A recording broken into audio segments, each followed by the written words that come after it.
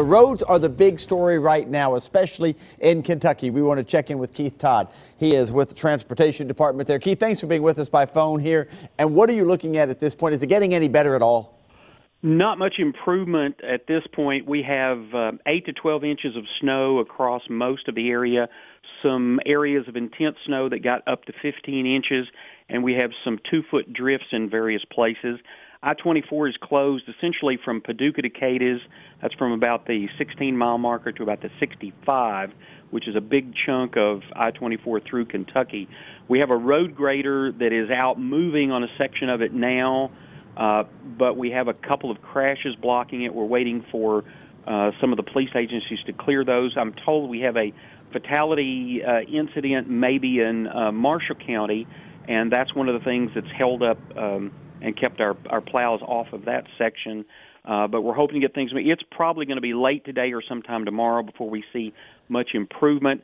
Talked to one of our emergency management people. He has a well-equipped 4-wheel drive truck, and he said on much of the area when he was traveling, his front bumper was pushing snow. So unless you have a very well tricked out 4-wheel drive vehicle, you're not going to do much traveling in Kentucky today anyway. So we're asking everybody to stay home so our crews can maximize their efforts. Keith, let me ask you something. Amy Watson, of course, my co-anchor, is stuck in Hopkinsville this morning. She tried to make it out on the roads a little bit and showed us some video of that. But she said a little earlier today she has never heard of Kentucky shutting down pretty much or telling everybody to stay off the roads statewide. To your knowledge, has that been the case in the past ever? Back in December of 2004, we had a hilly section of I-24 in the Lyon County area that was, we had a truck crash, and while they were clearing that crash, snow drifted in around vehicles that were stopped. That's pretty much the situation we had last night at the 46-mile marker westbound.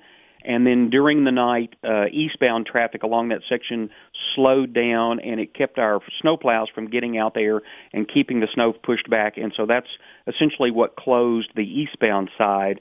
And then we've had what we believe is a fatality incident and some others. And so now we're waiting for the state police to get those cleared so we can get moving. But we do have a grader moving from the Grand Rivers area at about the 31-mile marker back toward Paducah westbound, but it's still probably going to be sometime tomorrow before you see very much movement of traffic through western Kentucky. All right, Keith Todd with the Kentucky Transportation Cabinet, thank you for being with us by phone this morning. Let's find